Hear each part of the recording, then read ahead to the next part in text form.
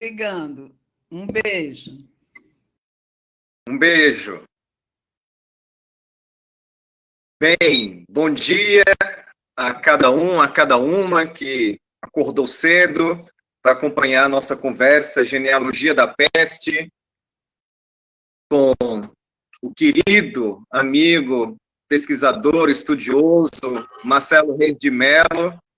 O Marcelo Reis de Mello, para quem não conhece, ele é poeta, estudioso de literatura, fez o doutorado dele em literatura na Universidade Federal Fluminense, é nosso companheiro de batalhas na UERJ. O Marcelo, nesse momento, é coordenador de arte, oficinas de criação artística da UERJ, a Coarte, que tem feito um trabalho junto com seus colegas de lá, excepcional, trabalhos de formação de escritores, de exposição de arte, de debates e tantas outras coisas.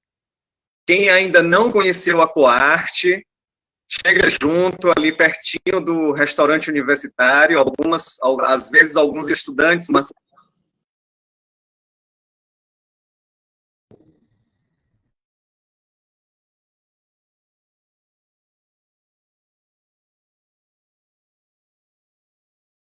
Travou aqui para mim?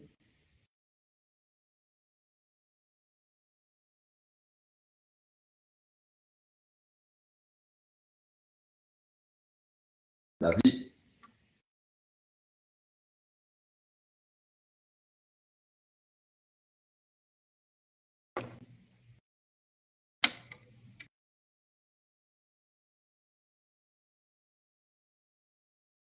Marcelo, você está me ouvindo? Ah, agora voltou. Estava travado aqui, não sei se foi minha internet, o que houve. Ah, tá bom. O começo da sua fala, depois travou, mas voltou.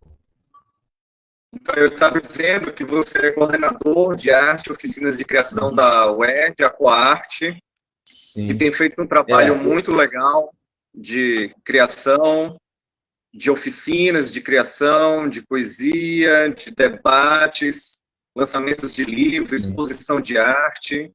Então, fica aqui o nosso convite para que vocês também conheçam, né, cada um e cada uma que está aí, o trabalho da Coarte. Só um instante, você está vendo minha imagem? Agora eu estou vendo a tua imagem travada, Davi. Eu estou me vendo normalmente, mas a tua imagem travou para mim. Eu estou te ouvindo. Estranho. Pois é, não sei, pode ser oscilação no sinal da internet, alguma coisa assim. Agora eu não sei se é para mim, mas eu estou vendo que a Aline aqui tem gente dizendo que travou para eles também aqui no chat. Então eu vou tentar entrar novamente aqui, tá? Perfeito, beleza.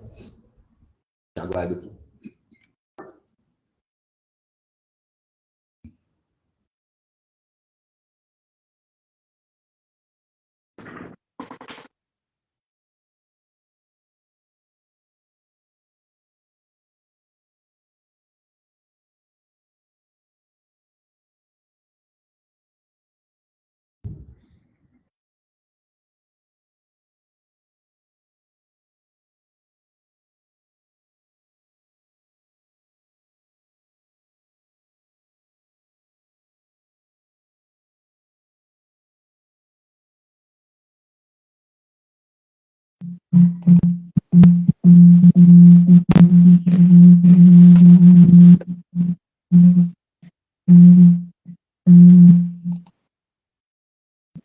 Só um instantinho que está carregando aqui a imagem.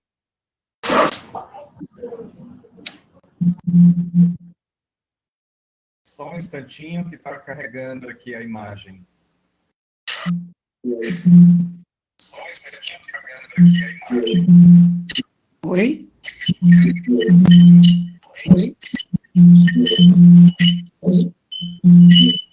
Davi, você está me ouvindo? Eu estou ouvindo você. Você está me ouvindo?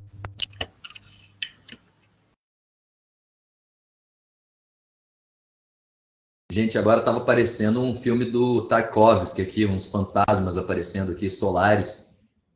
2 Davis. Marcelo, você está me ouvindo? Tô te ouvindo. Só não estou te vendo. A imagem está carregando para mim. Isso. Beleza. Agora estou te vendo. Ótimo, então. Então, vamos lá de novo. Recomeçando, da capa. Bom dia novamente a cada um, a cada uma. É muita alegria que hoje a gente recebe para nossas conversas no Instituto de Letras, querido amigo, pesquisador, estudioso, poeta, o Marcelo Reis de Mello. O Marcelo, ele fez doutorado em literatura na UF, na Federal Fluminense, é nosso colega de trabalho na UERJ, é coordenador de arte e oficinas de criação artística da UERJ, a Coarte, que tem feito um trabalho super legal lá de oficinas de criação literária, exposições, debates. Então, quem ainda não conhece a Coarte, chega junto, vai ali pertinho do restaurante universitário e conhece o espaço, que é muito, muito legal. E o Marcelo também, ele é poeta e acaba de publicar um livro muito bonito pela editora Garupa, que se chama José Mergulha para Sempre na Piscina Azul, que a gente depois vai falar um pouquinho sobre essa experiência, junto com o debate que propomos hoje, Marcelo, que é justamente a questão da genealogia da peste através da literatura, né, ao longo dos séculos. Só para início de conversa, eu separei aqui um pequeno fragmento para a gente ler, para a gente pensar junto, que eu tirei do fabuloso livro do Elias Canetti, Massa e Poder. Quando ele diz a seguinte coisa: não há nada que o homem mais tema do que o contato com o desconhecido. Todas as distâncias que os homens criaram em torno de si foram ditadas por esse temor do contato. Então, a partir dessa imagem maravilhosa que o Elias Canetti nos traz em Massa e Poder, eu queria, Marcelo, para a gente iniciar a nossa conversa, queria saber um pouco de onde surgiu o teu interesse por pesquisar essa questão da peste na literatura ao longo dos séculos, ao longo de vários escritoras, se é algo que surge justamente nesse contexto pandêmico, ou se era algo que já vinha anteriormente ocupando, né, o teu tempo de pesquisa, de estudo. Se você pudesse nos falar de onde surge teu interesse por essa questão.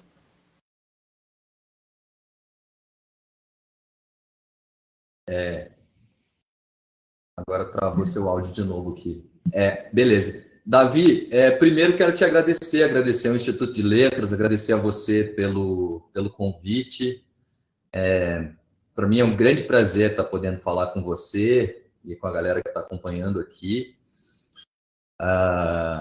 De fato, convido também, reforço o convite que você fez a todos que conheçam lá o trabalho desenvolvido na Coarte. Eu sou o responsável só pela parte de literatura, né? São várias áreas artísticas lá.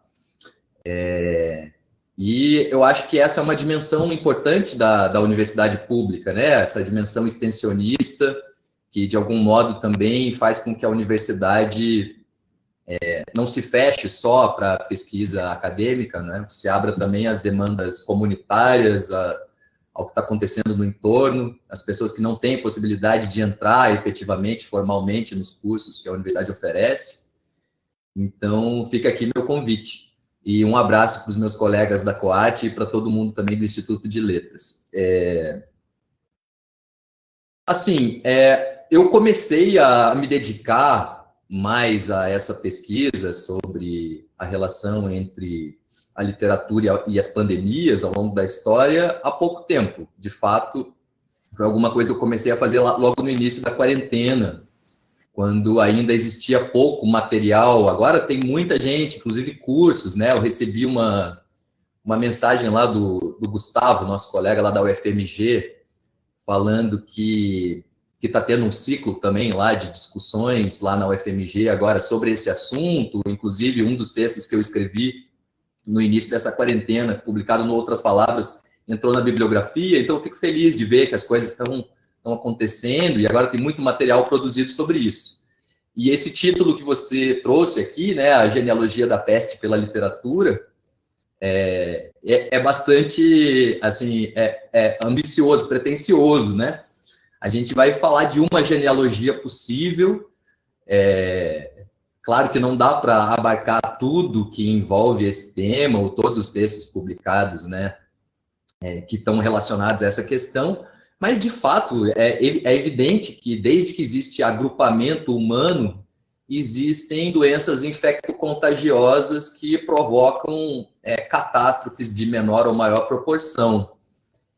O que a gente tem é a possibilidade de tentar pensar, e com muitas restrições, né, porque a gente não pode também estar indo atrás das bibliotecas, né, de alguns arquivos onde seria interessante pesquisar, a gente só tem a internet, então o que a gente pode recorrer são a esses arquivos históricos, né, aquilo que a gente tem de escrito, de registro escrito. E desde que existe escrita, ou pelo menos desde, sei lá, da invenção da escrita cuneiforme lá com os sumérios, há cerca de 5.000 anos, existe registro de epidemia, de doenças infecto-contagiosas, que obviamente não eram conhecidas como a gente conhece hoje, né? As atribuições das causas eram aquela coisa da punição divina sempre, né? Isso até pouco tempo atrás, quando a ciência vai adquirir um status preponderante, né, no desenvolvimento da sociedade.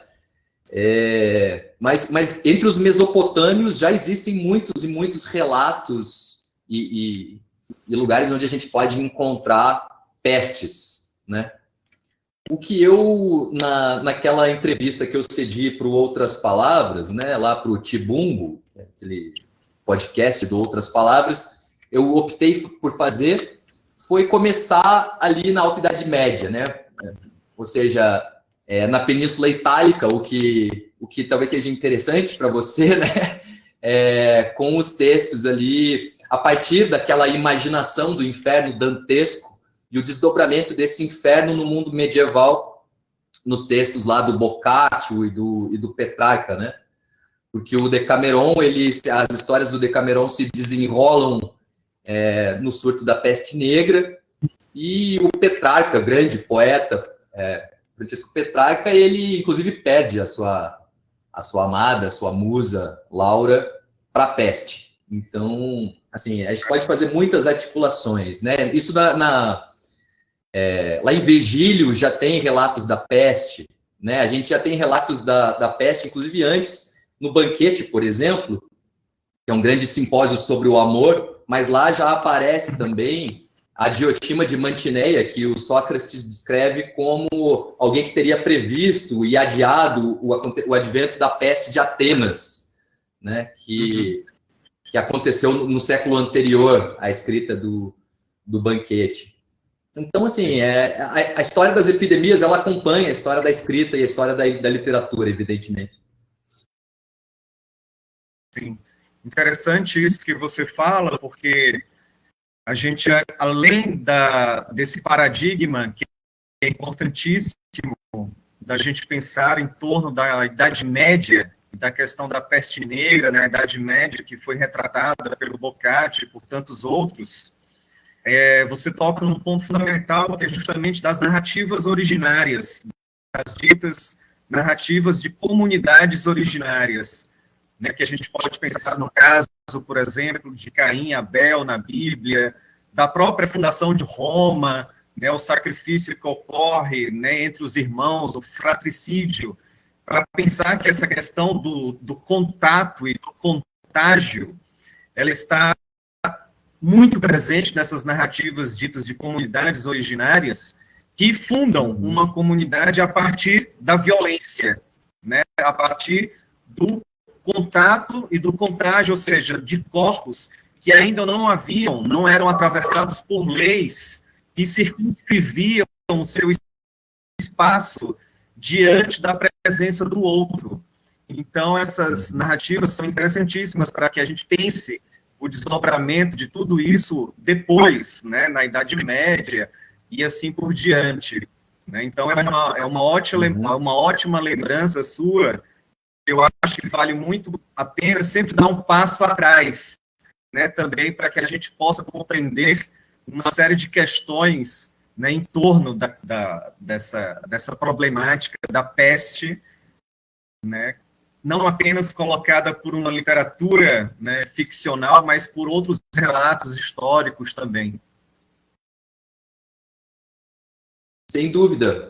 Bom, essa questão do contágio também, algumas palavras assim vieram à tona de maneira muito violenta mesmo, né, com o advento dessa nova doença, que a gente ainda conhece pouco, mas o impacto, né, social é muito grande, de modo que a gente busca algumas palavras que esclareçam um pouco o que está acontecendo, e, de fato, o conhecimento histórico nos ajuda a pensar e a conseguir encontrar um pé de apoio para passar pelo que a gente está passando de maneira tão radical, né?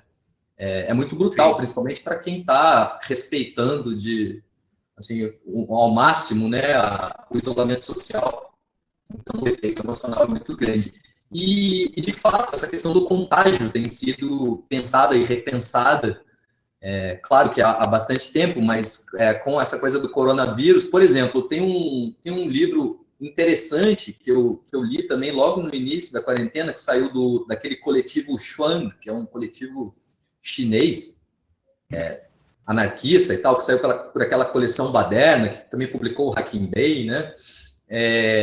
Que se chama justamente Contágio Social, onde o que eles vão tentar mostrar e provar é que não tem como separar as pandemias, as grandes epidemias históricas das alterações ambientais provocadas pelas tentativas renitentes de desenvolvimento, expansionismo, colonização, né? Ou seja, mostrando, inclusive, claro, os efeitos do capitalismo na aparição e na contaminação em massa de novos micro-organismos, sejam vírus, bactérias, etc.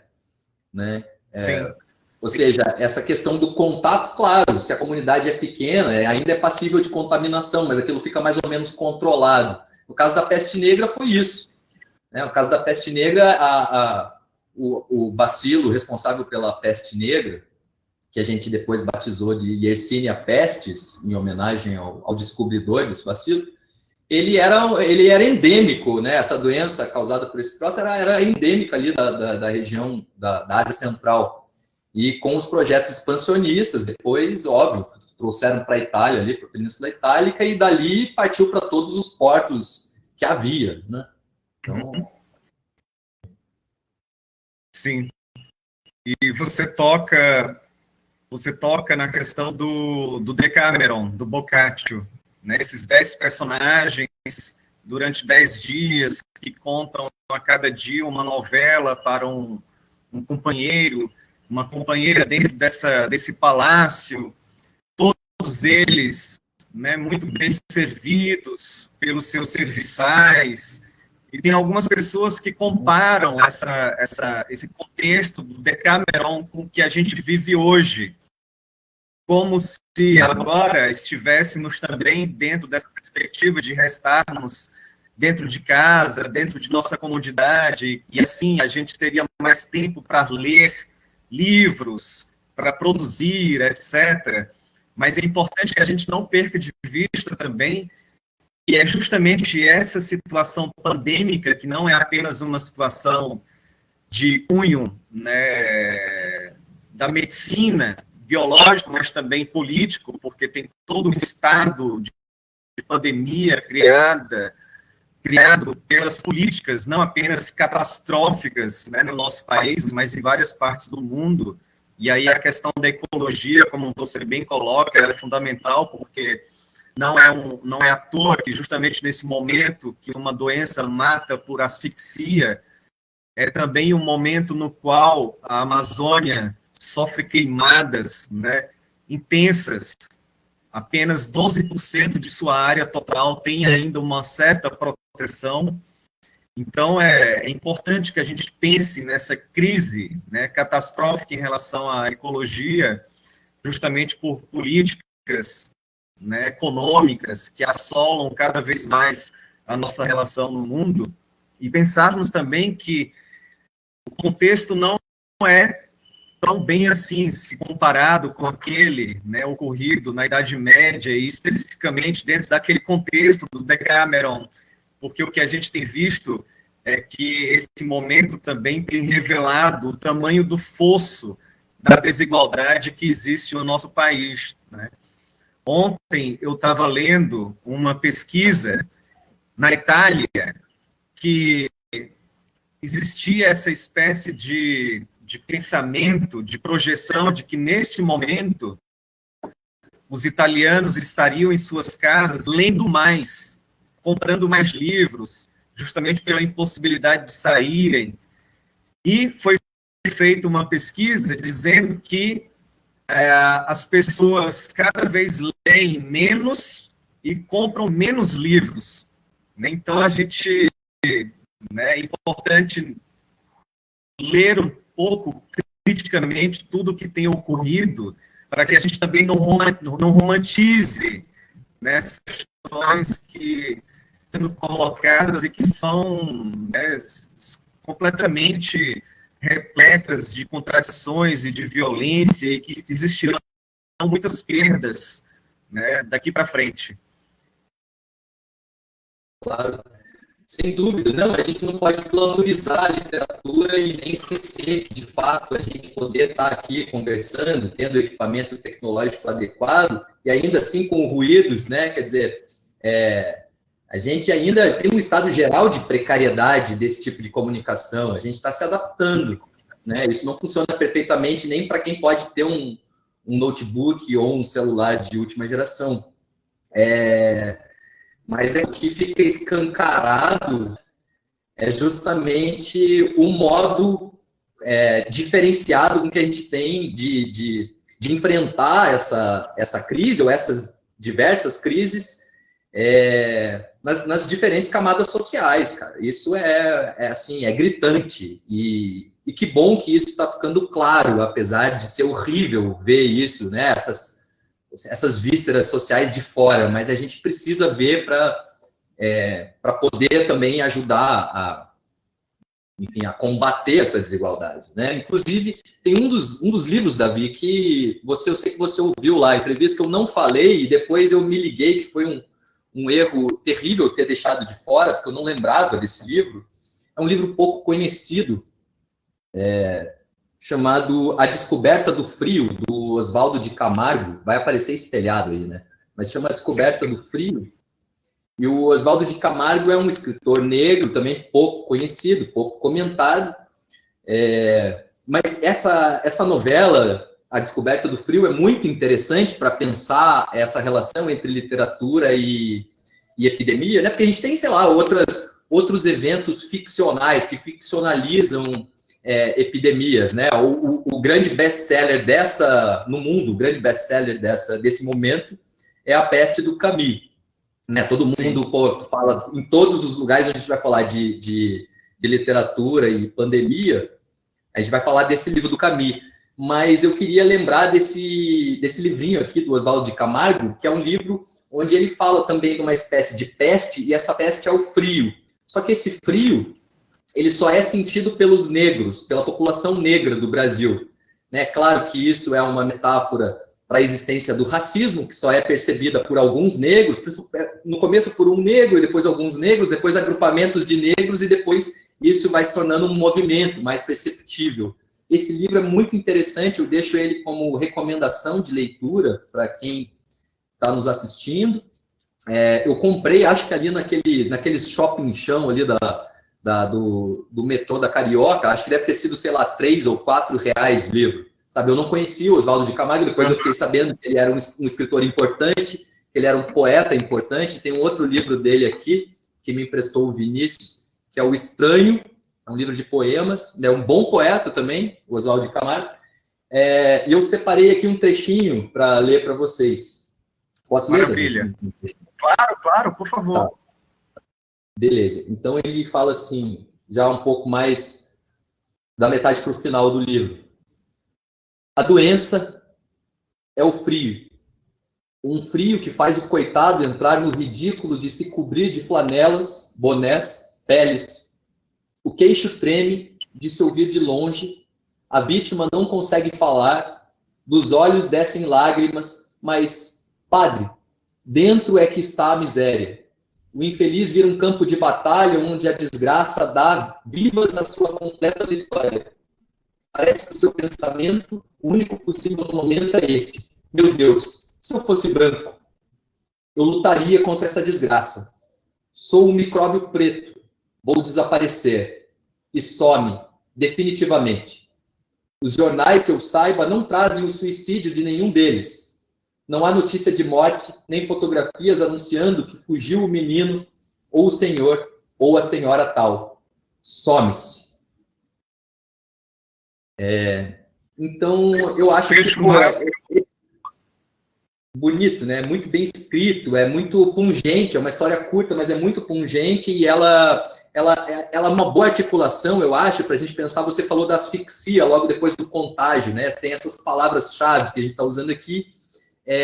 Eu acho que para pensar a asfixia, aqui ele está com frio, mas o que nos leva diretamente para a questão do racismo, que é indissociável desse momento também, né? A gente tem o George Floyd, que eclodiu movimentos sociais no mundo inteiro também, juntando essa questão de um vírus que ataca as vias aéreas, né? Provocando também a asfixia, a morte por asfixia, pela falta de ar, e o racismo, que de algum modo também nos leva a pensar a morte através da asfixia, metaforicamente ou não, né? Porque existe uma asfixia linguística, uma asfixia social, e existe a asfixia literal, quando um policial branco bota o joelho no pescoço de um homem ou de uma mulher, como aconteceu no Brasil há pouco tempo. Sim. Agora também. Enfim, isso a gente vê no Brasil o tempo todo. Eu acho que o Oswaldo de Cá é importante para isso.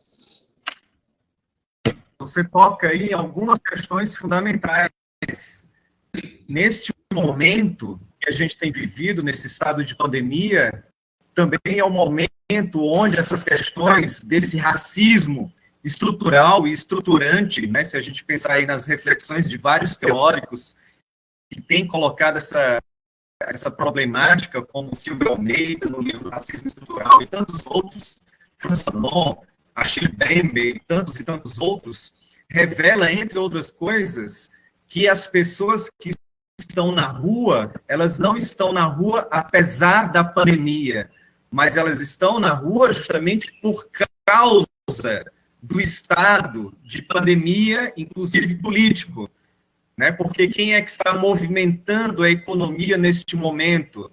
São as pessoas que estão, justamente, as pessoas da periferia, as vidas negras, as pessoas negras que fazem trabalhos, né, para que a economia se movimente, para que nós, por exemplo, fiquemos em casa.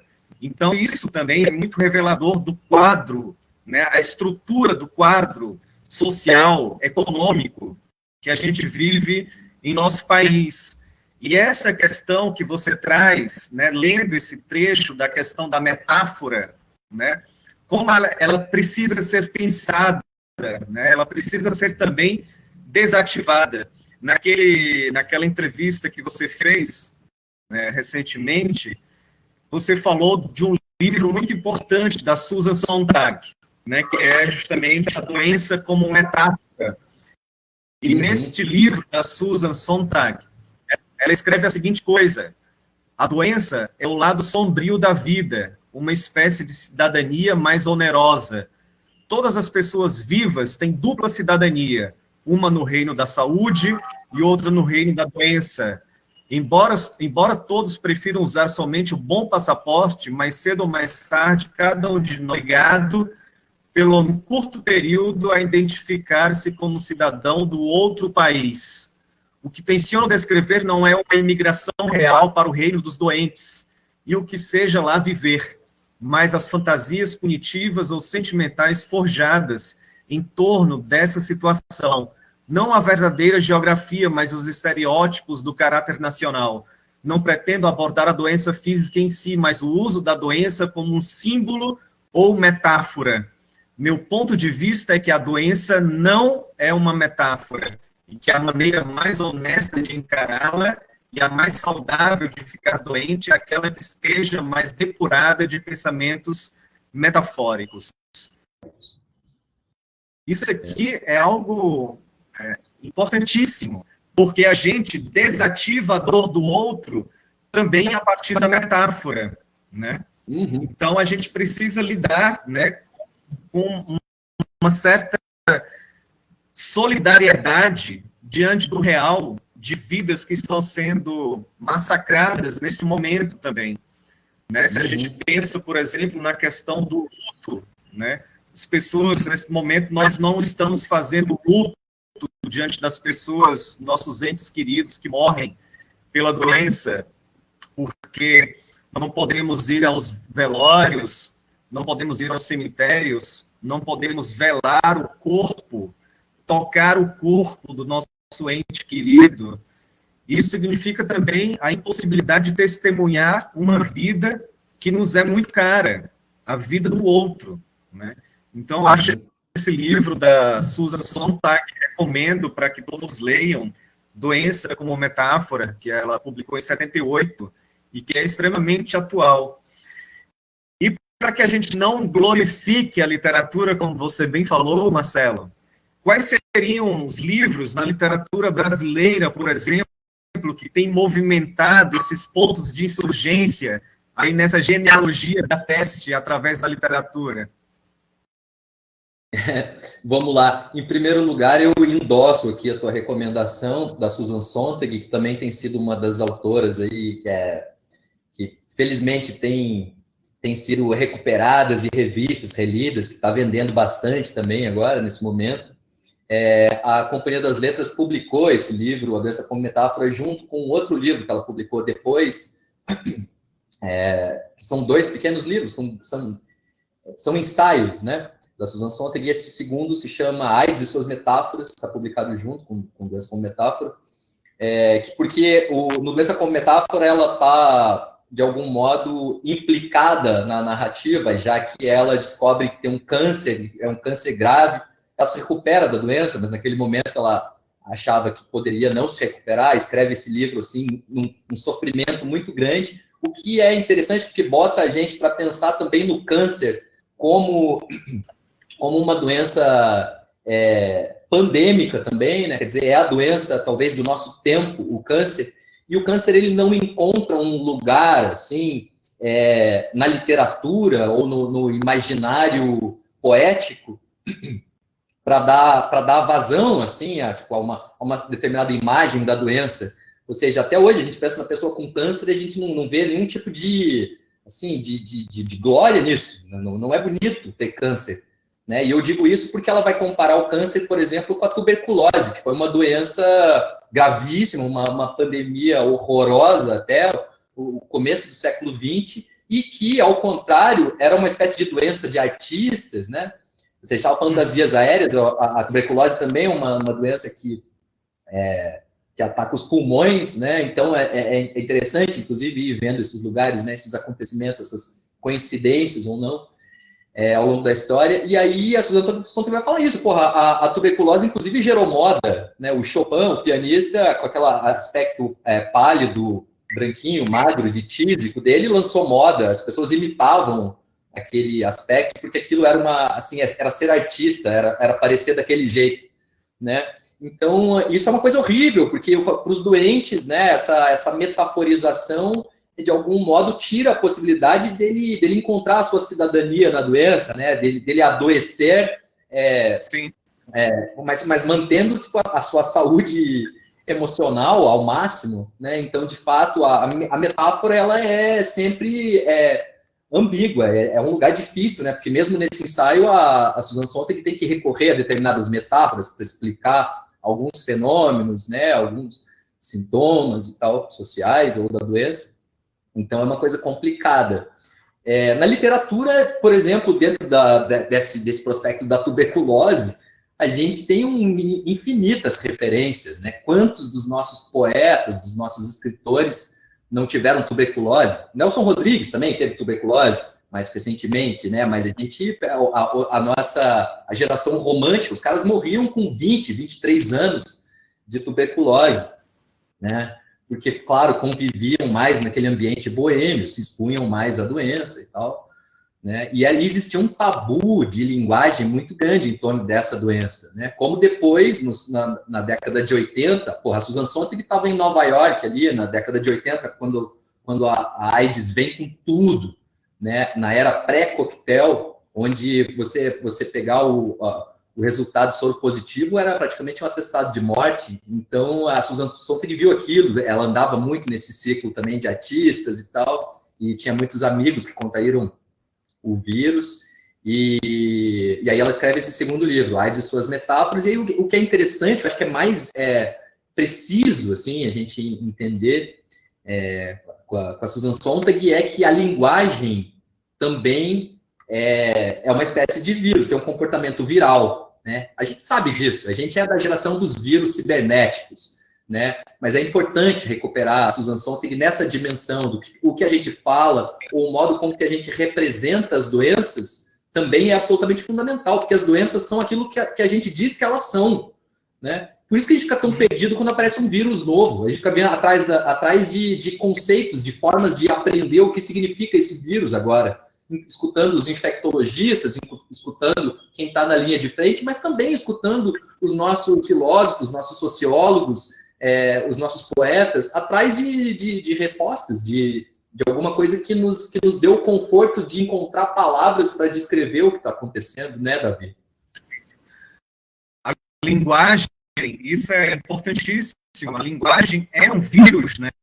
A linguagem é um poderoso dispositivo também que mata, mortífero também. E a literatura, ela coloca nu esse dispositivo mortífero ao mesmo tempo que tenta desativar. Você falando, não dá para não lembrar do caso do Primo Levi. O Primo Levi, um escritor italiano que viveu no campo de Auschwitz e que, ao sair do campo, escreveu um livro fundamental que se chama Se Questo è un Uomo, Se Isso é um Homem. Ele dizia que dentro do campo de Auschwitz, para se manter vivo, era preciso ter algum conhecimento daquilo que ele chamava de Lagersprache, ou seja, a língua do lager, a língua do campo de concentração. Porque aquela língua em operação dentro do campo de concentração, ela não representava toda a língua alemã, mas uma parte da língua e uma língua operada para dessubjetivar, desumanizar o outro, matar o outro. Então, nesse sentido, ele dizia, por exemplo, que a alimentação dos judeus era compreendida como ração. Eles eram tratados como baratas, insetos. E essa linguagem que vai dessubjetivando, que vai aniquilando, né, animalizando, ela é de fundamental importância dentro desse contexto político, né, que se chamava tanatopolítico, a política da morte, que hoje é a necropolítica, o poder sobre a morte, e não apenas mais o poder sobre a vida, como é a biopolítica. E o paradoxo disso é que o Primo Levi dizia que para se manter vivo era importante apropriar-se desse tesouro das palavras. Isto é, era importante apropriar-se dessa linguagem mortífera para não ser assassinado, porque muitas pessoas, né, muitos judeus que estavam presos e que não compreendiam o alemão falado pelos agentes da SS eram mortos, né, muito rapidamente. Então é terrível isso, né? E como a gente vive isso no cotidiano, como a linguagem, ela também é operada dentro de certas estruturas midiáticas e sociais e econômicas, etc., para aniquilar o outro, né? Para se manter uma espécie de suposta identidade que sobressai diante das outras, né? De uma heterogeneidade, de uma multiplicidade de culturas, né, existentes dentro de um território. Então, é muito legal isso que você coloca, Marcelo. Eu queria que você falasse um pouco de um livro importantíssimo da literatura brasileira, que inclusive agora que foi publicado em 1981, por um escritor, né, pouco lido no nosso país ainda, o Valêncio Xavier, que publicou O Mês da Gripe, e que agora, recentemente, foi reeditado, e que, né, ainda bem, começa a ser mais lido, mais comentado. Então, eu queria que você falasse um pouco do livro do Valêncio Xavier. Claro. Só antes de falar do livro do Valêncio, eu queria complementar também essa tua fala bonita, lembrando do Primo Levi.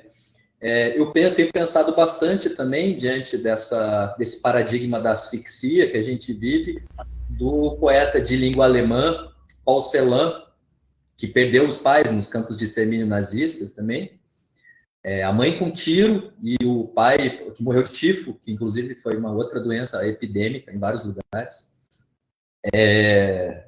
e que tem um livro chamado Atemwandel, que pode ser traduzido como mudança de respiração, e num discurso que ele faz chamado O Meridiano, quando ele recebe um prêmio literário importante na Alemanha, ele vai propor que a poesia, né, ao contrário do que tinha pensado Theodor Adorno, num momento muito crítico, né, de que não dava mais para fazer poesia depois de Auschwitz, o Celan vai mostrar que é possível fazer poesia, mas que essa poesia ela deveria ser proposta e apresentada como uma mudança de respiração, o que deveria acontecer com uma mudança absoluta na perspectiva em relação à própria linguagem, ou seja, a linguagem não pode representar os eventos, ela pode, no máximo, apresentar-se diante dos mortos, diante dos acontecimentos históricos, né?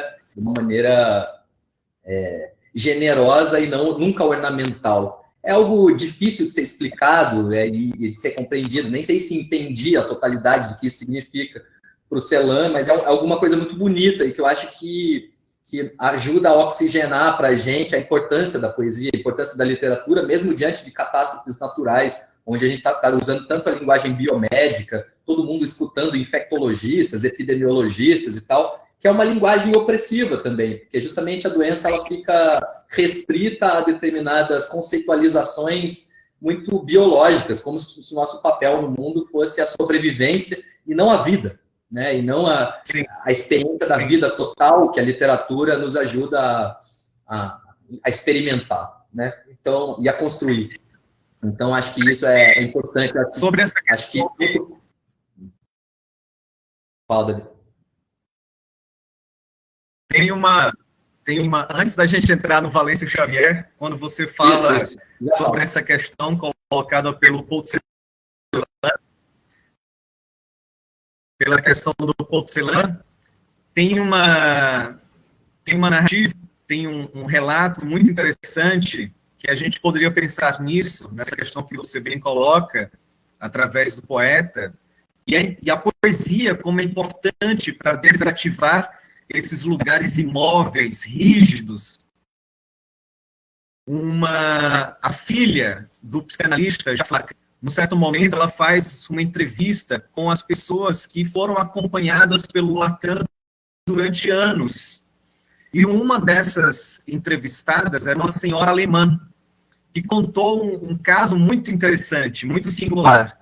Ela dizia que, durante os anos de acompanhamento ali com o Lacan, ela repetia para ele sempre o mesmo pesadelo, pela enésima vez. E o pesadelo, qual seja, ela tinha um pesadelo que os guardas da SS nazistas chegavam na casa dela de madrugada para prender a família dela, para levar todos para os campos de concentração. O que de fato ocorreu. Ela, criança, foi para o campo, junto com a família, muitos deles foram assassinados e ela sobreviveu.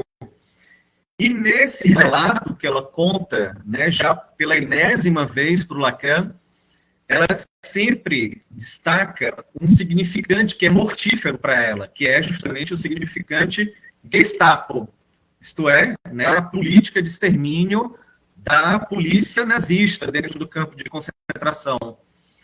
E o Lacan se insurge da sua poltrona, e ela diz que se assusta porque um psicanalista jamais vem em direção do corpo do outro, tocar o corpo do outro dentro daquele espaço. Ele se insurge da sua poltrona, vai na direção dela e faz um leve toque no rosto dela. E quando ele faz esse toque leve no rosto dela, ele diz a expressão francesa, geste à peau. Isto é, ele declinou aquele significante alemão da Lagersprache, da língua do Lager, que era terrificante, mortífero, que atormentava a vida dela, e declinou numa expressão francesa de afeto, de delicadeza. Ou seja, um gesto na pele.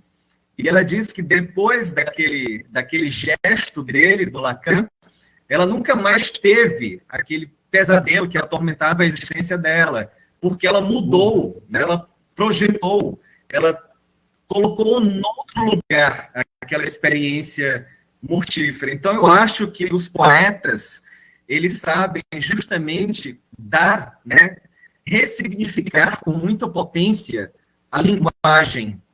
Né? Então, eu só queria trazer esse relato, porque eu acho ele muito, muito forte, muito bonito, muito sensível, né? Que diz muito da nossa experiência hoje, neste mundo, quando não nos cabe mais, como você bem dizia, viver uma vida em sua plenitude, mesmo com todos os desafios, dificuldades, porque nos é dado sempre mais a sobrevivência, como se nossa permanência na Terra fosse apenas destinada à sobrevivência. É terrível isso, né? Uhum. Então, eu acho que a relação, inclusive, da psicanálise é muito próxima da relação do poeta, né? À medida em que a livre associação, e que essa associação de significantes que o Lacan vai levar ao limite, é mais ou menos o procedimento que os poetas utilizam também com a linguagem, que é um procedimento que a gente pode chamar de contaminação significante, né?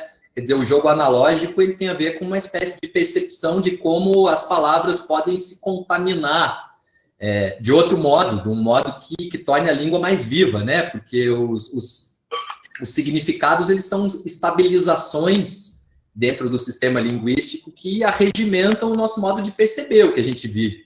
E quando a gente percebe que as palavras podem ser ligadas de outro modo, a gente fica, de algum modo, a gente cria uma porosidade para a nossa existência, né?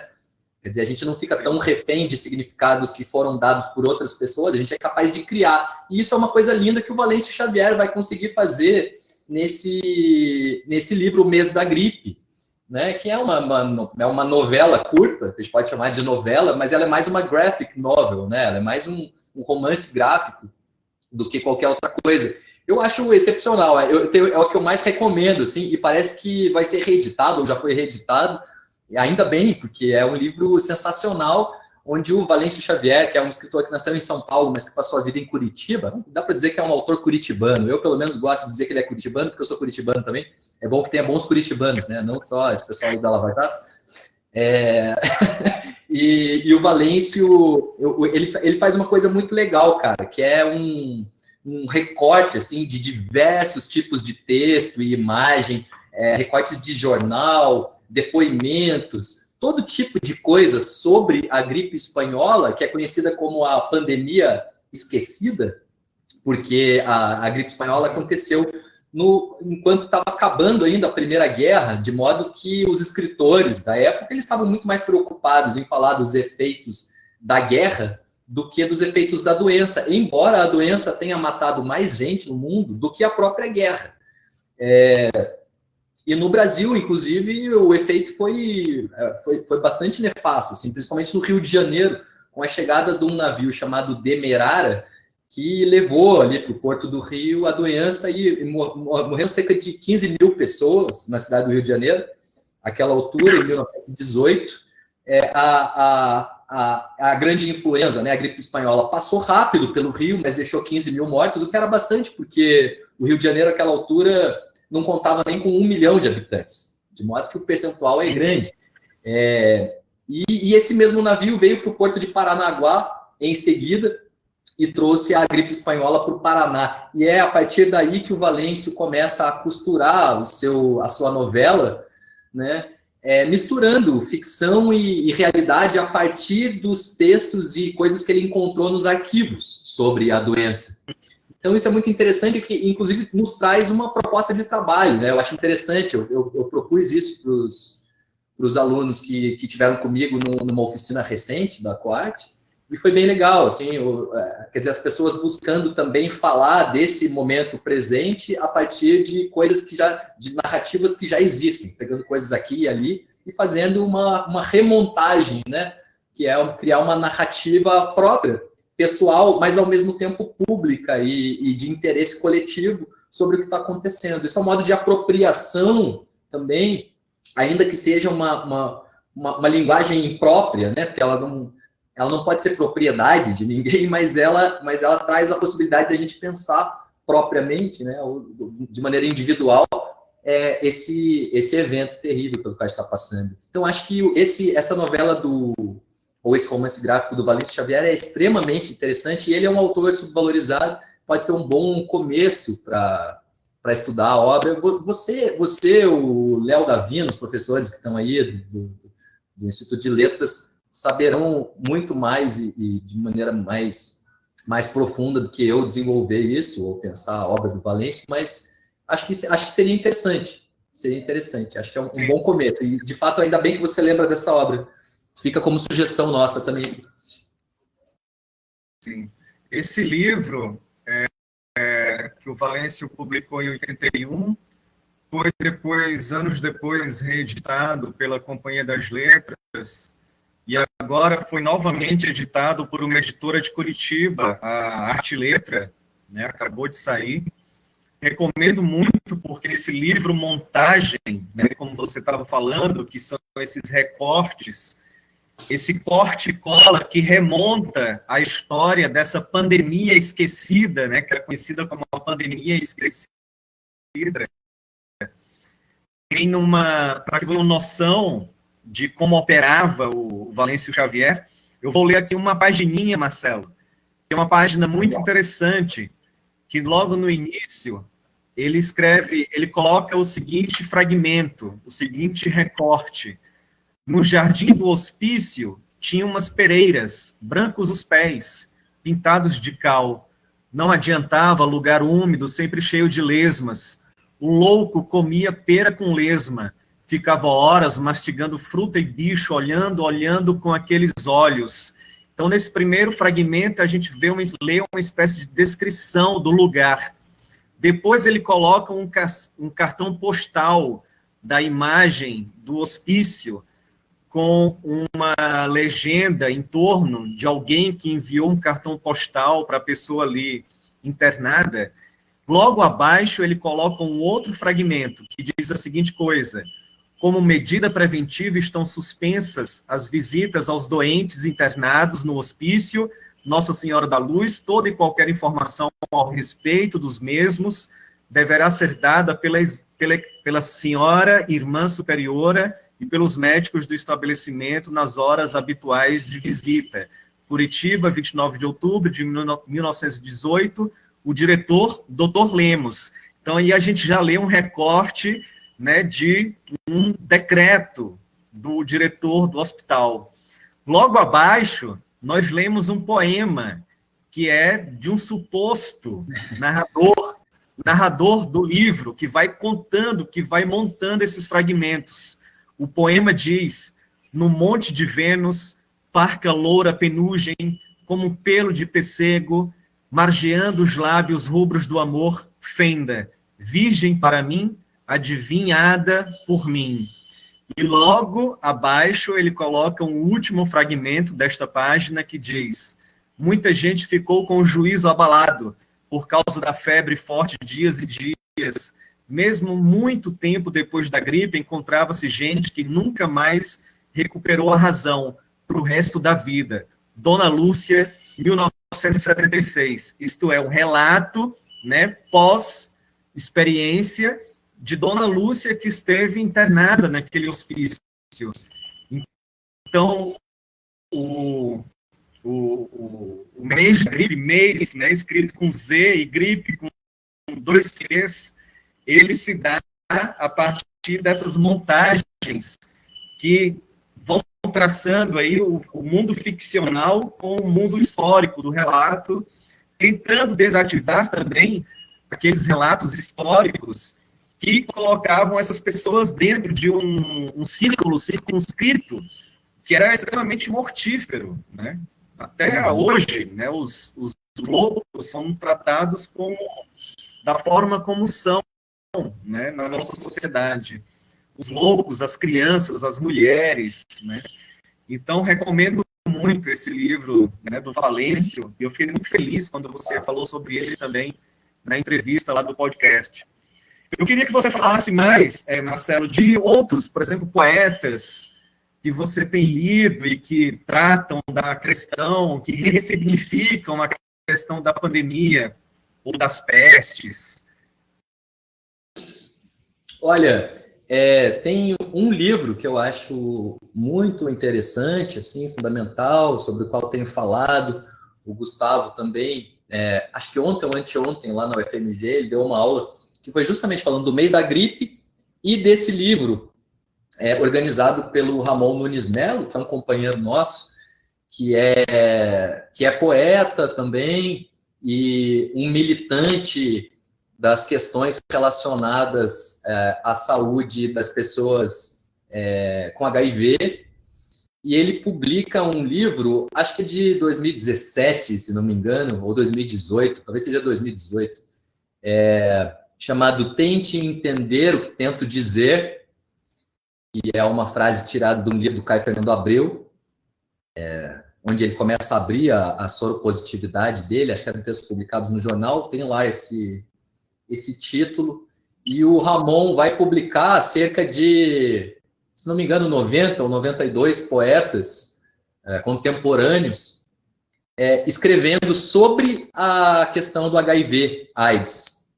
HIV/AIDS, ele escreve em minúsculas, já que a gente está falando da importância da linguagem, ele faz essa proposta, vamos tirar a AIDS da caixa alta, né, e HIV da caixa alta, bota em minúsculas, que não há por que esse destaque todo, quer dizer, esses detalhes são importantes, né?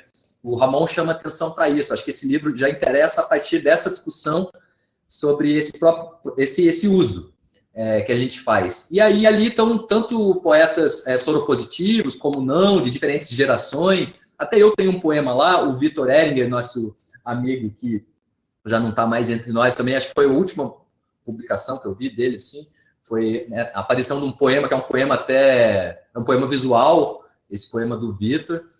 E ali eu acho interessante para a gente pensar essa passagem daquela literatura que era absolutamente dramática, né, ou como se pensava a AIDS na década de 80 e 90, e como a gente pensa a AIDS, o HIV/AIDS, na era pós-coquetel, né, nessa era agora onde a AIDS é uma doença crônica, né, com tratamento, e as pessoas, enfim, não morrem mais, dificilmente morrem de estados agudos de AIDS se receberem o tratamento adequado. Então, os poemas, eles mostram como mudou, como a doença muda a partir não só do desenvolvimento dos remédios, mas do modo de percepção e de como isso é colocado em termos de linguagem. Então, essa é uma experiência com a pandemia, por exemplo, que eu acho fundamental, né? Então, não é só falar, por exemplo, da tuberculose antes do tratamento, né? Ou seja, o modo dramático com que a tuberculose é descrito. Até tem alguns vídeos que eu fiz para a Quarte, onde eu falo de autores que sofreram com a tuberculose, né? A gente pode pensar, por exemplo, no grande romance do Thomas Mann, né? A Montanha Mágica, um dos grandes livros do Thomas Mann, A Montanha Mágica, onde o personagem principal vai lá para essa montanha, perto lá na Suíça, para fazer um tratamento de tuberculose. É uma montanha também, isso se passa antes da Primeira Guerra, então toda uma discussão sobre, na verdade, sobre o tempo. Tem o filme também da Montanha Mágica, que é bonito também, assim, mostra um pouco do livro. E o Luchino Visconti fez a Morte em Veneza, né?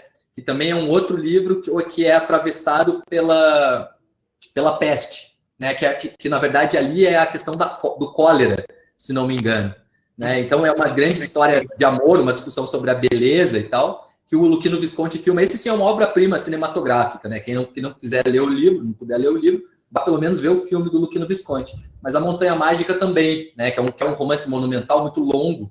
Ele tem um filme que acho que dura umas 3 horas, de um diretor alemão, que eu não lembro, não vou lembrar o nome difícil de pronunciar, mas que vale a pena assistir também.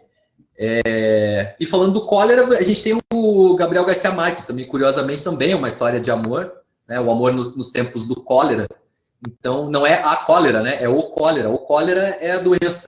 E a cólera é o adjetivo que a gente usa, né? Assim. Mas que vem de uma mesma raiz. E que é isso, que tem a ver com essa nossa capacidade de poetizar e de criar analogias. Que tinha a ver com o humor colérico. Desse humor colérico, dessa bilis colérica, sai tanto a cólera como o cólera. Que, aliás, são dois significantes usados pelo Radwan Nassar em Um Copo de Cólera, onde a gente tem esse jogo, a cólera e o cólera também colocados. Enfim, esse é um escritor também que eu recomendo. E ali está uma relação mais sutil, que já é pensando a linguagem como uma espécie de micro-organismo, como uma espécie de fármaco, na verdade, que não só necessariamente faz bem, pode matar também, mas também pode servir de remédio. A poesia, acho que está sempre diante desse dilema, né, dessas questões. E Um Copo de Cólera, do Radwan Nassar, também é um livro interessante para a gente pensar como isso se dá em termos de desenvolvimento poético, né? Já que esses significantes eles vão se aglutinando e formando novos sentidos o tempo todo na novela também. É um livro lindo. Bom, certamente existem outros. Existem muitos relatos também, né? O próprio Nelson Rodrigues, diante da gripe espanhola, era uma criança, mas ele escreveu sobre essa chegada da gripe e sobre o carnaval de 1919. Os brasileiros gostam mais de falar do momento posterior, né, das pandemias, do que propriamente sobre a morte. Então, o Nelson Rodrigues vai falar que em 1919, depois que a gripe foi embora do Rio de Janeiro, tem um grande carnaval, e aí virou uma grande licenciosidade. Acho que foi a primeira vez que ele viu uns peitos de mulher para fora, na rua, aquele negócio todo. E o Manuel Bandeira também escreve um livro, acho que é o segundo livro do Manuel Bandeira, chamado Carnaval, onde ele também, assim, lateralmente está colocada a questão do Carnaval de 1919. Então, o pano de fundo é o final da gripe espanhola. Quer dizer, é óbvio que existem infinitos exemplos, assim, na literatura brasileira, dessas relações com o que aconteceu, né? E agora mesmo tá tendo isso, né? O Manuel Ricardo de Lima, nosso amigo, seu grande amigo, professor da Unirio, acabou de organizar um livro com vários poetas, um livro super interessante também, que eu recomendo, dá para baixar gratuitamente pelo site da editora Mórula, que chama Uma Pausa na Luta, né? E aí você, de repente, pode até falar melhor que eu, porque tem a ver com uma proposição do Pasolini, né, e que você estudou junto com o Manuel, tiveram juntos, escreveram um livro sobre ele. Talvez você queira fazer uma parte para comentar isso. Muito legal, Marcelo. Isso que você falou do caráter ambivalente é importante, porque a gente pega, por exemplo, um paradigma médico do dispositivo da vacina. A vacina é aquilo que a gente toma para se manter vivo, mas para nos mantermos vivos, nós temos que saborear uma dose de morte, né? Então, isso é muito interessante. E os poetas, né, as escritoras, os poetas, eles potencializam muito essa questão ambivalente, a relação entre vida e morte. Os artistas, né? A gente não pode pensar a vida sem pensar a morte, ou ainda sem pensar o morto, né? O corpo do morto. Em relação ao que você falava do Pasolini, né? Tem uma entrevista que ele dá em 62, que se chama justamente A Raiva, né? Esse sentimento que nós temos nutrido neste momento, e ele diz a seguinte coisa: ele se pergunta, o que aconteceu no mundo depois da guerra e do pós-guerra? E ele responde, a normalidade. Isso mesmo, a normalidade. No estado de normalidade, não olhamos ao nosso redor. Tudo se apresenta como normal, desprovido da excitação e da emoção dos anos de emergência. O homem tende a dormir em sua normalidade. Esquece-se de pensar, perde o hábito de se julgar, não sabe mais perguntar-se quem ele é. É então, neste momento, que se cria artificialmente o estado de emergência. Em sua criação, pensam os poetas, estes eternos indignados, campeões da raiva, intelectual, da fúria filosófica, né? Isso é maravilhoso, porque é justamente os poetas, e no caso você colocava o Ramon, por exemplo, que esteve, né, o professor Leonardo Davi não lembrava aqui, que ele esteve na UERJ, debatendo esse livro, né, que ele reuniu uma série de escritores e escritoras, né, de fundamental importância para a gente pensar tudo isso que a gente tem vivido neste momento. Os artistas são né, eles têm uma capacidade gigantesca de desativar esses mecanismos, né, que a gente poderia dizer de poder mortíferos, né? Esse livro que o Manuel organizou, do qual você faz parte, eu também, Uma Pausa na Luta, é para que a gente pense neste momento agora que uma pausa diante dessa velocidade absurda, alucinada, de informações midiáticas que nos fazem paramos muito pouco para pensar com profundidade em cada uma das questões que nos é colocada, porque a quantidade de informações é tanta que nós, né, somos atropelados quando alguma coisa é publicada, naquele mesmo instante aquela publicação já se tornou ao mesmo tempo obsoleta, né? E ela se repete na sua enésima potência diante dos nossos olhos. Então, uma pausa aí não tem a ver com inércia, né? A inércia, ela, digamos que guarda uma relação com a indiferença. Indiferença é esta, vivida também por milhões de pessoas no mundo que cada vez mais estão anestesiadas diante das violências do mundo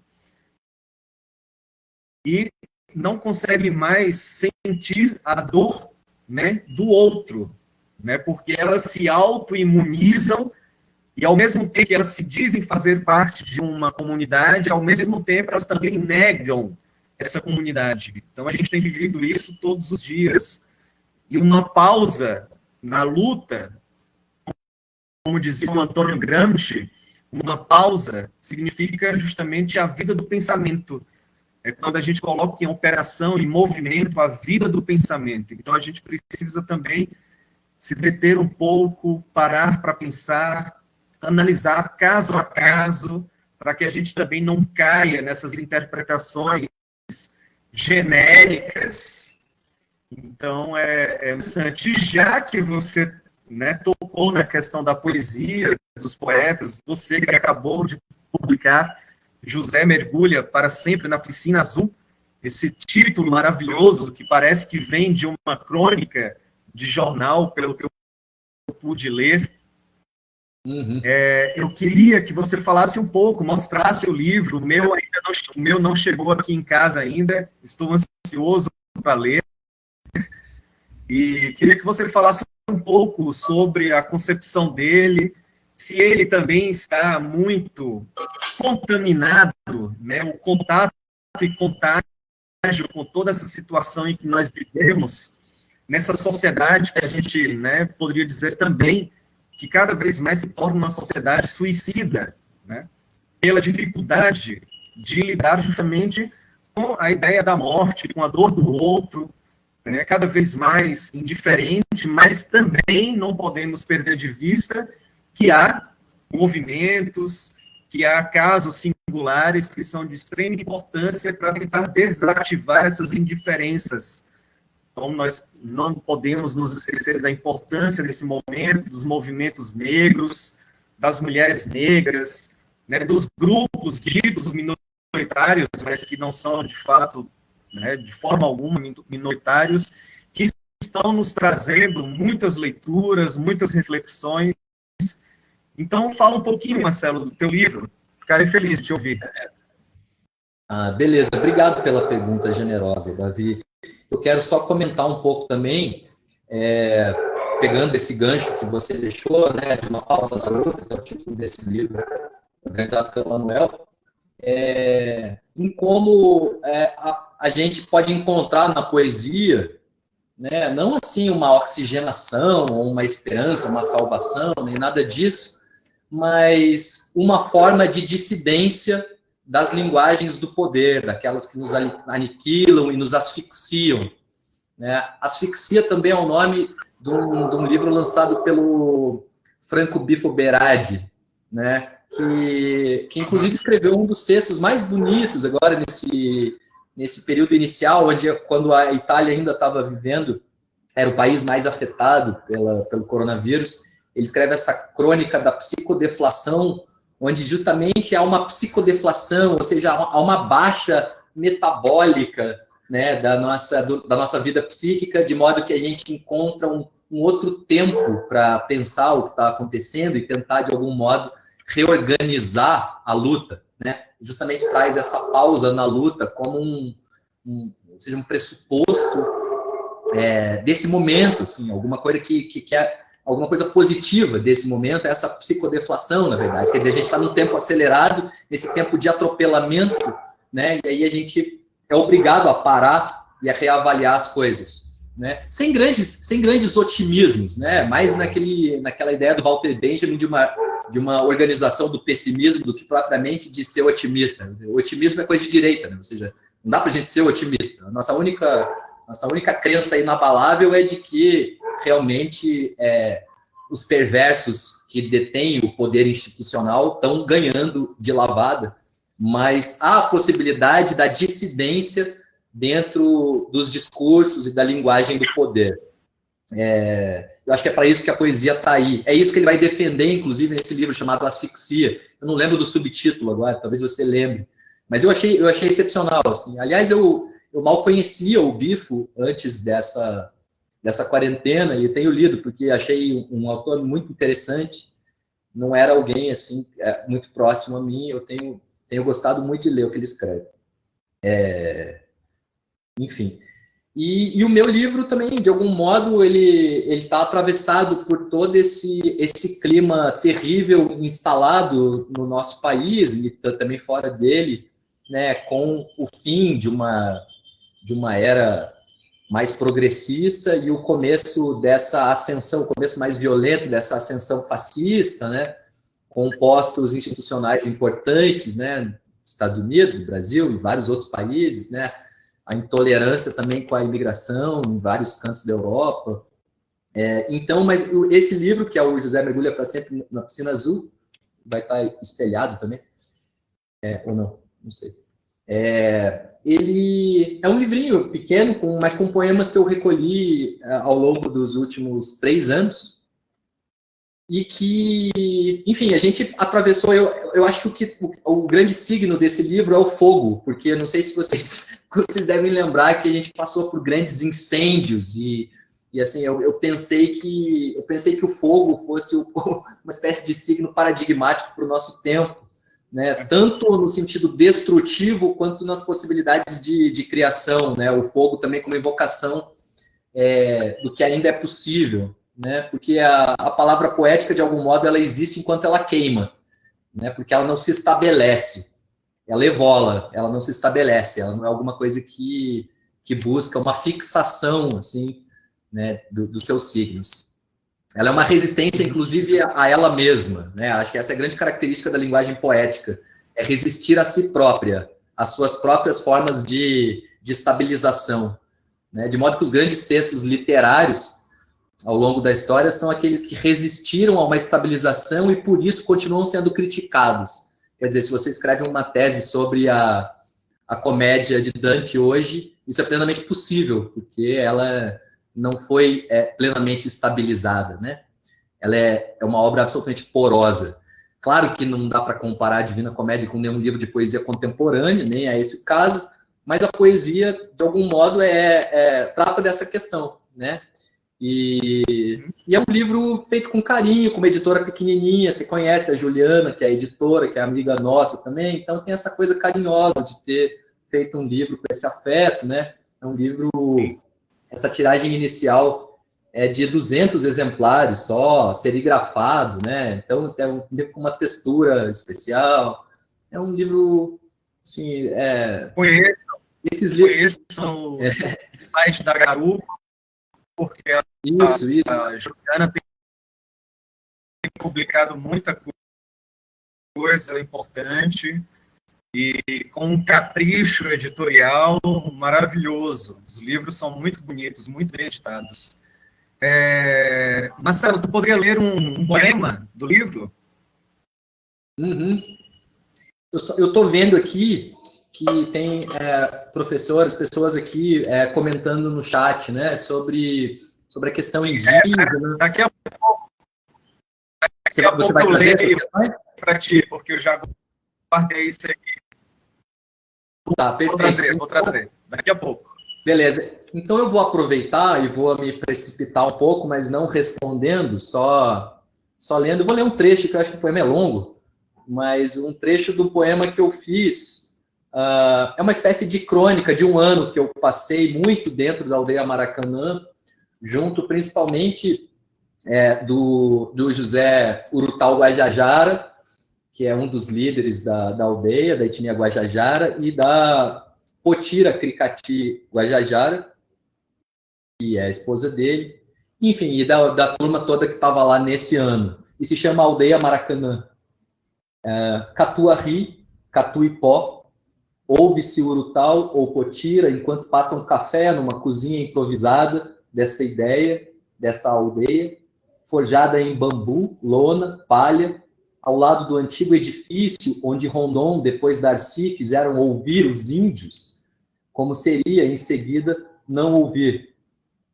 Onde, antes disso, o Duque de Saxe caminhou com ceroulas e pantufas de veludo sobre o mármore de Carrara, da bela escada caracol, hoje em carcaça. Onde, antes disso, pisaram pés mais rubros sobre restolhos de frutas que serviam de adubo, onde hoje, mas já do lado de fora, pisam guajajaras, sobejos de chacinas no Maranhão e plantas de outros ramos. E aí segue, o poema é um pouco longo, mas que eu acho que é talvez interessante para a gente pensar a força possível da poesia dentro desses contextos insurgentes, né, politicamente insurgentes, urgentes e necessários, a gente não ficar também recalcando as questões que são mais fundamentais e que estão sendo discutidas na macropolítica em torno de uma literatura que se queira apenas ornamental, ou que venha enfeitar ou trazer algum tipo de beleza para esse momento, né? Não se trata de embelezar todo esse horror que está acontecendo, mas de pensar que as palavras usadas para dizer esse momento também carregam a sua culpa, carregam o seu peso, a sua culpa, elas precisam ser retrabalhadas, furadas, né? A gente precisa pensar a linguagem como um lugar sempre em constante reinvenção, para não ser agarrado assim, por elas, né? Não ser escravizado por elas. Sim.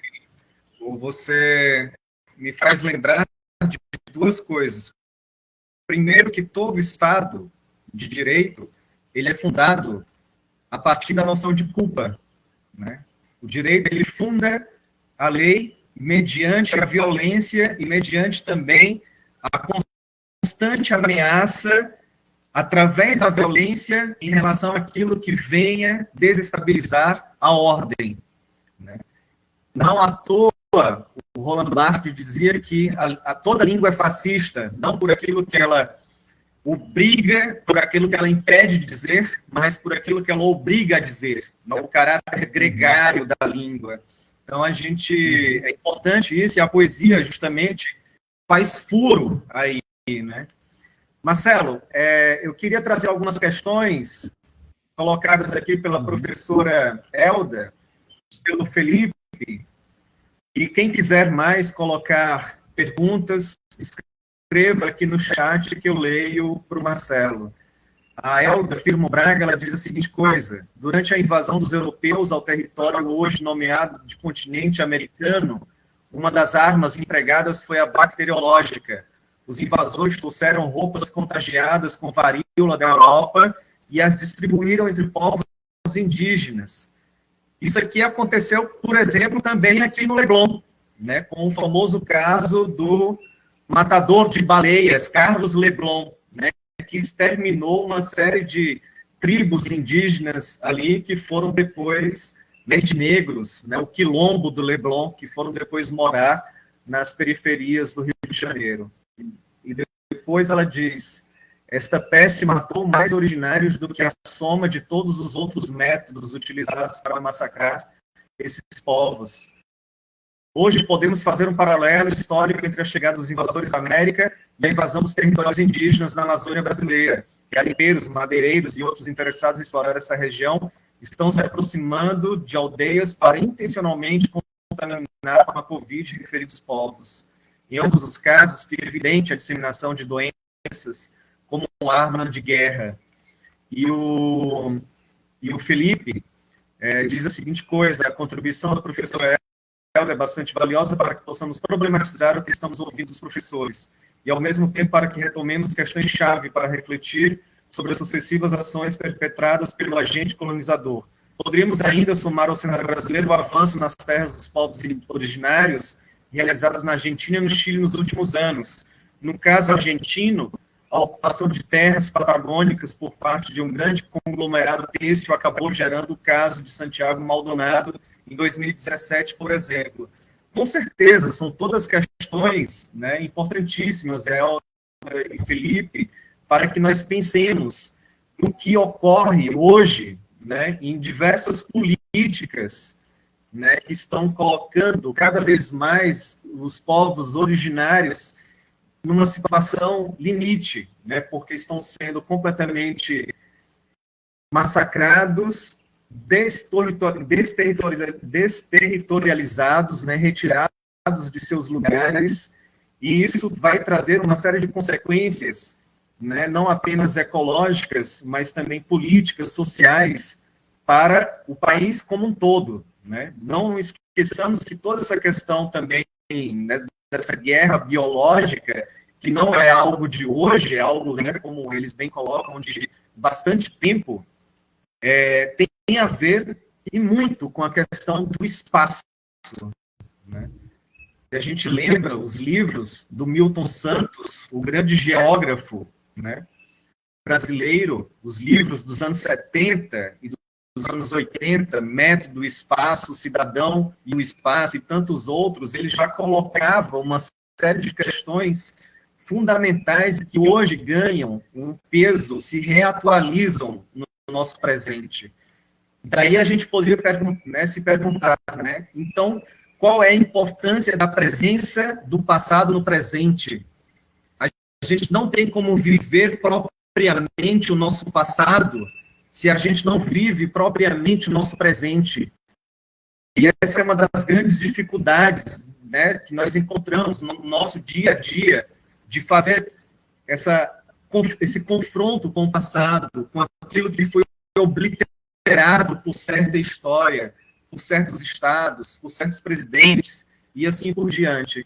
Então, essa questão é de fundamental importância, Felipe e Elda, e se alguém quiser se aprofundar nisso, leiam os livros do Frantz Fanon, que são fundamentais para pensar toda a questão do modelo, do paradigma das colônias, né, e do processo também de descolonização.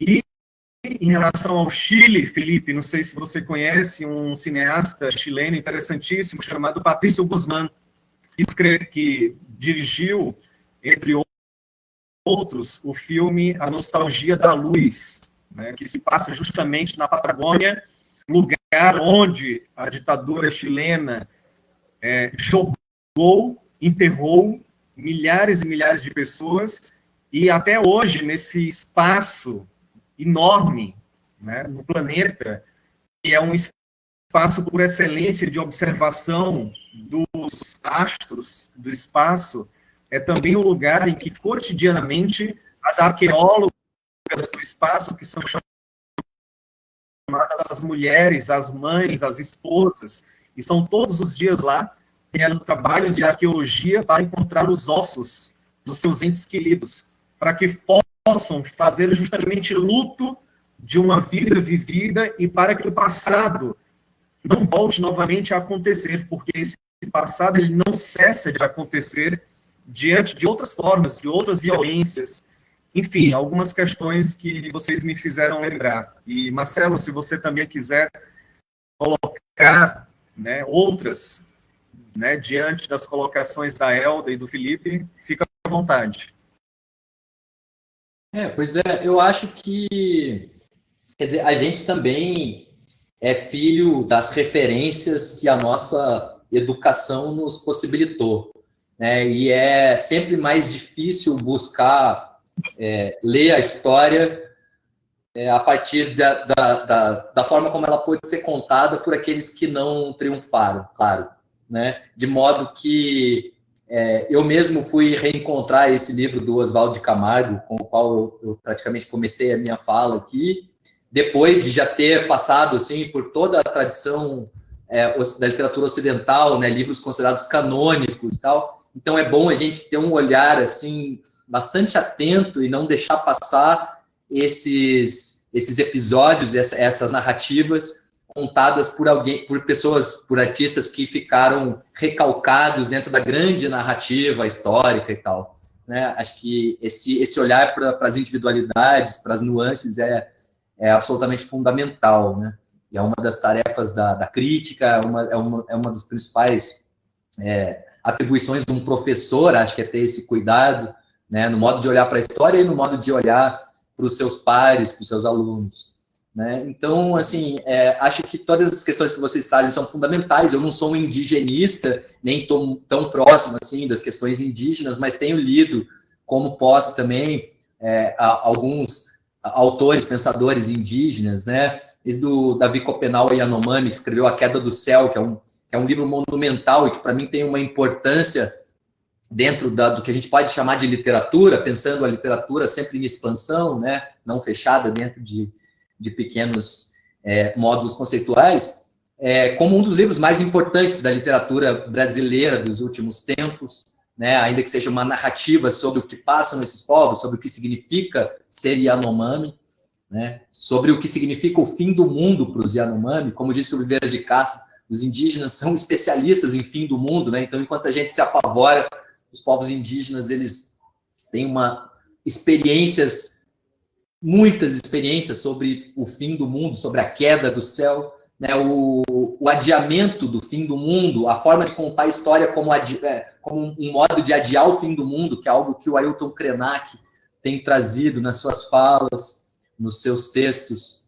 Então, eu acho que olhar para o que dizem esses autores, mais do que ficar tentando dizer ao nosso modo, é absolutamente importante também. Isso nos traz uma espécie de oxigenação dentro dessa asfixia de um modelo civilizacional que tem a ver com esse ímpeto colonizador, né, e que, de algum modo, leva a iminência da destruição total da Terra, né? A gente sabe que a gente está diante de modelos que, se permanecerem por muito tempo, não vai mais possível haver vida nesse planeta, e isso não é coisa só dos nossos povos originários, dos indígenas e tal. Isso o Stephen Hawking estava falando já também, um pouco antes de morrer, falando, olha, se não dá, não vai ter como, né? Então, quer dizer, não é só uma ficção. A gente está falando de literatura, a literatura é o que está acontecendo também, são modos de perceber a possibilidade de construir a vida, né? Então, acho que é isso, eu estou com você, a gente tem os limites da nossa formação, mas eu tento, sim, dar muito valor para essa perspectiva trazida pelos colegas aí no chat.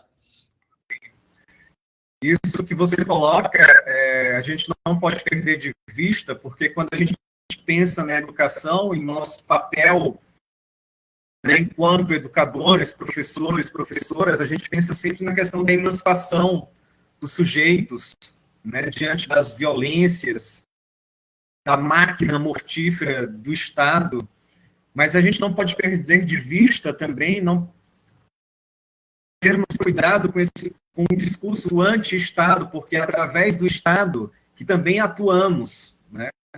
Por exemplo, nós somos as universidades, nós compomos as universidades com os nossos corpos, e por aí vai. Então, eu acho que nossa tarefa, ela também é de ler a contrapelo, né, a história, ler o que nunca foi escrito, ler o que não foi dado a priori como um dado, né, substancial, e entrarmos também nos acidentes históricos, aquilo que não nos foi relatado a partir de certas políticas de Estado, né? Então, hoje, eu acho um momento com todas as suas contradições, os seus problemas, as dificuldades, as ameaças, né, diante das quais nós vivemos, também é um momento muito rico, muito profícuo, porque muitas dessas narrativas de escritores, escritoras, pensadores, pensadoras, que jamais tiveram um lugar, né, de reflexão dentro de uma perspectiva mais ampla, começam a vir com força, né? Então, eu acho que estejamos atentos para que a gente consiga também descolonizar o conteúdo, né? Cada vez mais a gente tem construído nas universidades públicas, e essa é uma batalha imensa, não de hoje, obviamente, que seja um espaço cada vez mais democrático, né? Daí a importância das cotas, da presença das vidas negras nas universidades, que é algo maravilhoso, porque muda a nossa relação com os espaços, muda a nossa relação de sensibilidade diante dos outros, dos problemas dos outros, das realidades que são múltiplas, né, neste país, mas também é um momento para que possamos também mudar, descolonizar os conteúdos que foram, né, colocados até então dentro dos nossos quadros programáticos de disciplinas.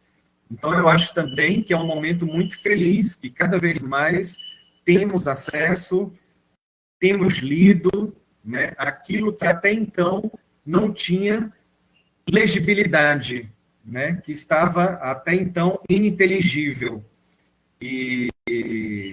Enfim, né, eu acho que essa conversa, te agradeço muito, Marcelo, muito legal, é muito bom, né, que a gente possa se encontrar e debater todas essas questões, como o contato, né, e o contágio são fundamentais, então que não nos paralisemos diante do contágio, porque o contágio é de fundamental importância, é importante que nos contagiemos, né? A presença do outro, ela nos desfaz, né? Ela faz com que nós possamos sair, né, desse ensimesmamento, da nossa carapaça, do nosso lugar, né, de, às vezes, né, de proteção e de salvaguarda, de segurança, porque, como o Pasolini dizia, numa entrevista que ele deu poucas horas antes de ser assassinado, em 75, o jornalista perguntou para ele qual título ele gostaria de dar para aquela entrevista, na qual ele colocava tantas coisas, e ele disse, coloque, estamos todos em perigo. Né? Então, estamos sempre todos em perigo, mas, obviamente, que esse todos aí precisa ser declinado, porque existem aqueles sujeitos que estão mais em perigo do que outros, né? Uhum. Mas queria te agradecer enormemente pela conversa, espero que a gente possa ter outras. Esse momento é um momento muito delicado, agora na UERJ nós iremos retomar as aulas no modo virtual, modo este que eu tenho uma série de questões, de dúvidas, de críticas, e é importante tê-las, né, porque sabemos que não é fácil colocar esse dispositivo virtual em operação, e também precisamos estar atento, né, o que virá depois, né, dessa entrada, dessa inscrição institucional, desse modo de ensino virtual, ele pode fazer com que tenhamos contato, contágio, pode nos aproximar, mas também pode, como sabemos, nos distanciar muito diante das desigualdades sociais e econômicas que vivemos aqui, que vivemos no mundo e que vivemos de forma muito radical em nosso país, e ainda mais diante de todas essas políticas, né, públicas com todas as aspas, né, que estamos atravessando nesse momento. Então, agradeço demais a tua companhia, a presença de cada uma de vocês. Espero que esse encontro, essa conversa tenha gerado muitas reflexões, uma pausa, né, para a vida do pensamento. E é isso. Se você quiser ler alguma coisa, colocar alguma questão, para que a gente finalize aqui o nosso encontro, a nossa conversa, fica à vontade, Marcelo. Então, eu assim, só tenho a agradecer também. Eu fico muito feliz de poder estar com você aqui, vendo que tem gente que eu conheço aqui, a Carla, o Léo Davino, colegas aí que estão sempre juntos comigo. Eu acho que, claro, existe o lado ruim, né, desse contato virtual, mas a gente tem que, de algum modo, tentar se adaptar também. Eu também devo abrir algumas oficinas lá na Coat remotamente, né? Não sei como é que isso vai ser, mas acho que a gente tem que ir tentando também. Achei a conversa muito boa, Davi. Dá vontade de ficar conversando contigo bastante tempo, mas foi muito bom.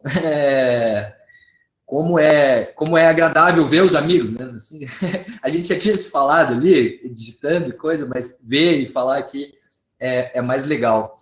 Claro, ficam muitas questões ainda por discutir, né? Até coisas que foram colocadas aqui.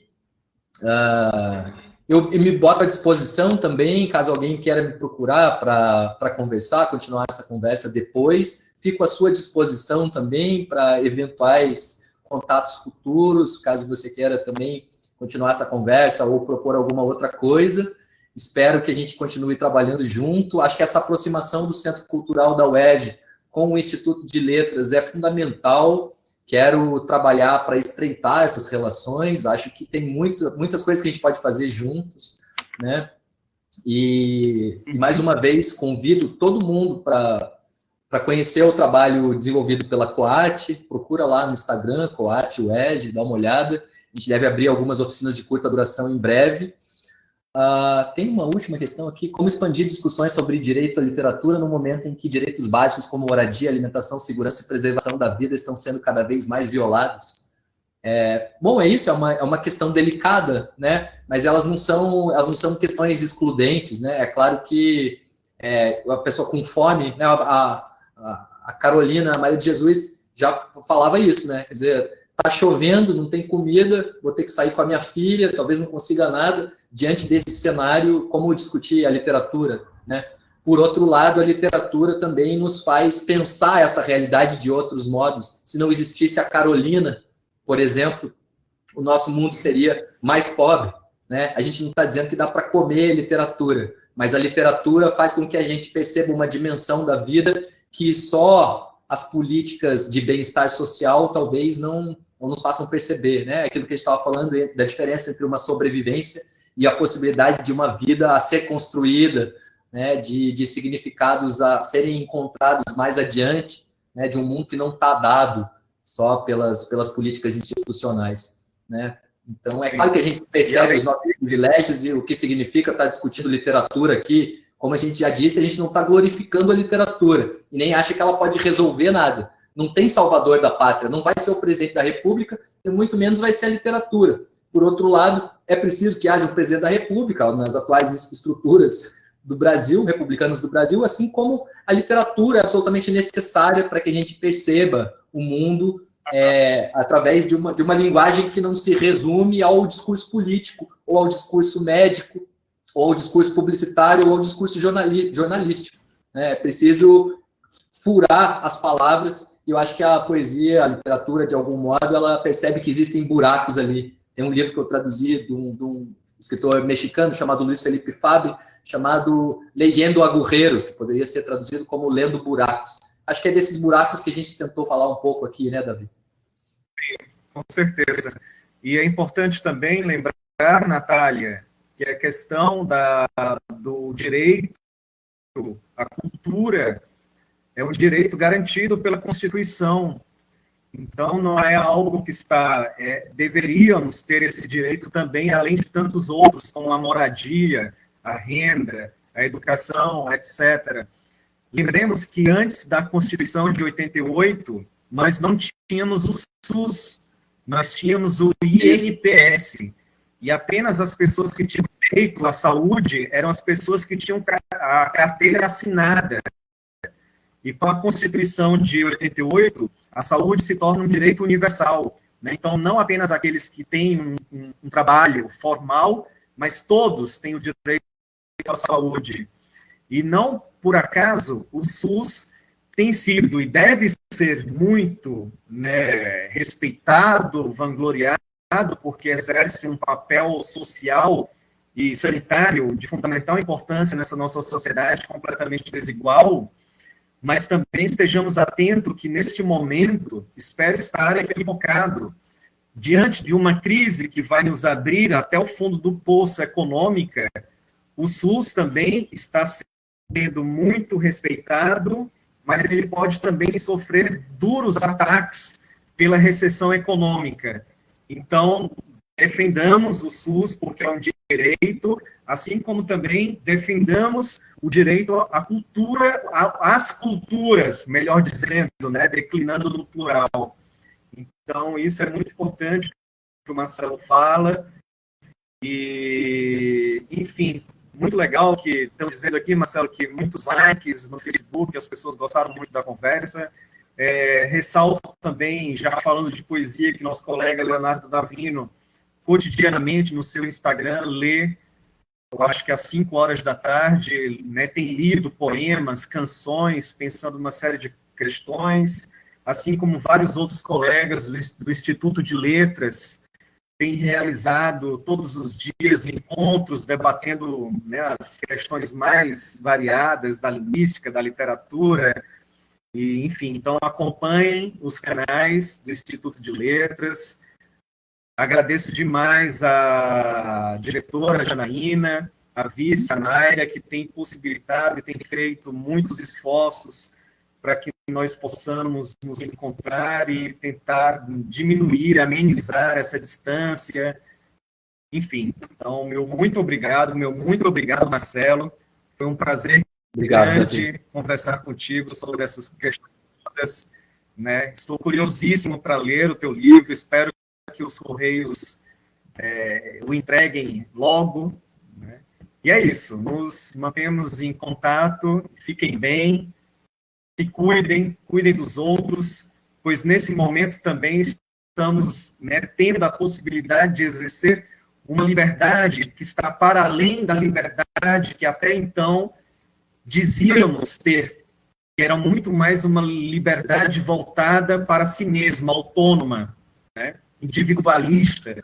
E agora nós estamos mergulhados nessa situação que nos diz que a nossa maior liberdade tem a ver com a solidariedade, que mesmo confinados em casa, podemos exercer, colocar em prática exercícios de liberdade que toquem o outro, que protejam as vidas das outras pessoas, e este é um momento muito especial também, né?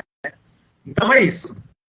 Nos vemos, Marcelão, em breve, espero que Davi, presencialmente, dando aquele abraço caloroso, que a gente possa tomar um café, né, como de costume, nos quiosques lá da UERJ, e para que a gente possa fazer tantas coisas entre o Instituto de Letras e a Coarte, que você tem feito nos últimos tempos ao lado da galera lá, trabalhos incríveis, né? Admiro muito.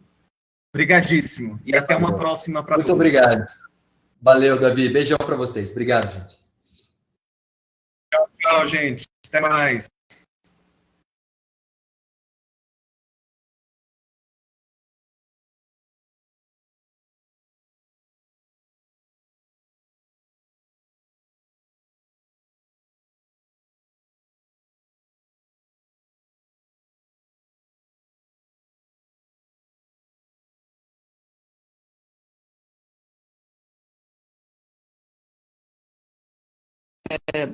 Davi ainda está aí?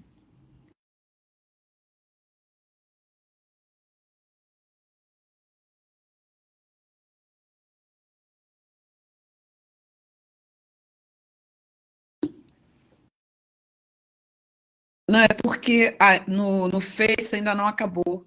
Então, por isso que tá acabando agora.